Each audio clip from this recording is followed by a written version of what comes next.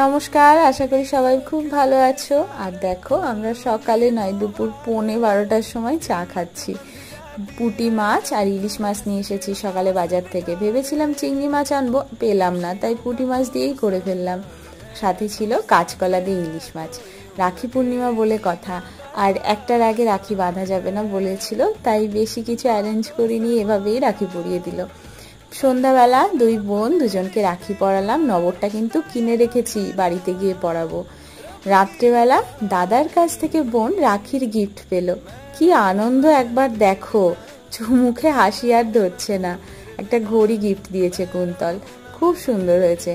আমিও একটা গিফট পেয়ে গেছি, হেডফোনটা না ছিঁড়ে গেছিল।